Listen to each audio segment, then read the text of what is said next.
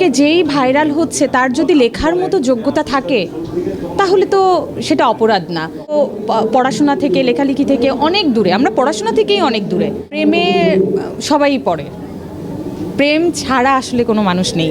সম্মাননা তো সবসময়ই ভীষণ আনন্দের। আমি আজকে ভীষণ আপ্লুত এবং আনন্দিত, কারণ এত গুণীজনদের মাঝে আমিও একজন সম্মাননা গ্রহণ করেছি। এটা আমার জন্য অবশ্যই সম্মানের এবং আনন্দের। এই যে দীর্ঘ পথ চলা, এই পথ চলার পেছনে আপনার সাপোর্টিং হ্যান্ড হিসেবে কে ছিল? সাপোর্টিং হ্যান্ড বলতে তো পরিবারই থাকে, আমার বাবা মা। কোন প্রফেশনে আপনি আছেন? আমি মূলত আইন পেশায় আছি, আর তাছাড়াও পাশাপাশি আমি কথার কাগজ সাহিত্য পত্রিকার সম্পাদনা করছি বাংলা সাহিত্যের। আর শব্দমুকুর একটা প্রতি মাসের আমাদের জীবনযাপনের পত্রিকা, যেটা কিনা আমরা এই বৈশাখ মাসেই লঞ্চ করেছি। এটাতে সহযোগী সম্পাদক হিসাবে আছি, আর নিয়মিত কলাম লিখছি এখানে। আসলে কবিতা লিখতে পারে না, প্রচণ্ড দুঃখ নিয়ে লিখতে হয়, প্রচণ্ড কষ্ট নিয়ে লিখতে হয়, বিশেষ করে প্রচণ্ড অনুভূতিপ্রবণ হতে হয়, আবেগপ্রবণ হতে হয়।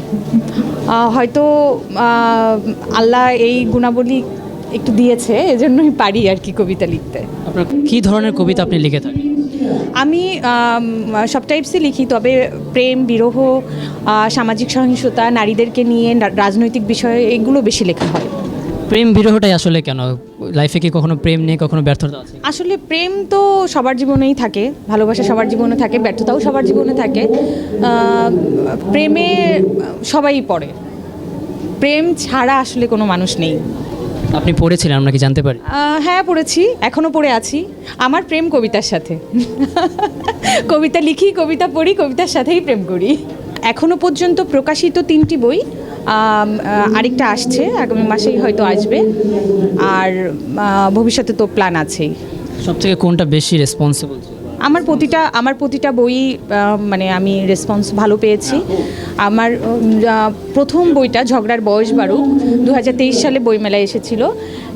সেই মানে সেই প্রথম বইয়ের সাড়াটা দেখেই আর কি, লেখালেখির অভ্যাস তো থাকেই, কিন্তু বই মেলায় যে আবারও বই আনতে হবে, প্রথম বইয়ের সাড়া দেখেই আবার পরপর দুবার বই মেলায় আসা। ওকে যেই ভাইরাল হচ্ছে তার যদি লেখার মতো যোগ্যতা থাকে তাহলে তো সেটা অপরাধ না। ভাইরাল হওয়া এক জিনিস, আর লেখার যোগ্যতা থাকা আরেক জিনিস। যে ভাইরাল হচ্ছে তার মধ্যে যদি লেখার যোগ্যতা থাকে, সে লিখলে ক্ষতি কী? এটা তো আনন্দের, এটা আমাদের জন্য গর্বের। কারণ আমরা তো পড়াশোনা থেকে, লেখালেখি থেকে অনেক দূরে, আমরা পড়াশোনা থেকেই অনেক দূরে। তো কেউ যদি লেখার আগ্রহ নিয়ে এগিয়ে আসে, তার মধ্যে যদি লেখার গুণাবলী থাকে, সে যদি সাহিত্যপ্রেমী থাকে, তাহলে তো কোনো ক্ষতি নেই। আমি এটাতে কোনো ক্ষতি দেখি না। সর্বশেষ নিজেকে কি বই লেখা থেকেই রাখতে চান কি? সত্যি কথা বলতে কি, না লিখলে তো অসুস্থ বোধ করি। তো যদি এমনটা কখনো মনে হয় যে না লিখেও ভালো আছি, সেদিন হয়তো লিখব না, কিন্তু না লিখলে ভালো থাকতে পারি না। দর্শকদের উদ্দেশ্যে কী বলবেন? দর্শকদেরকে অসংখ্য ধন্যবাদ, অনেক ধৈর্য ধরে অনেকক্ষণ হয়তো আমার কথাগুলো শুনছেন।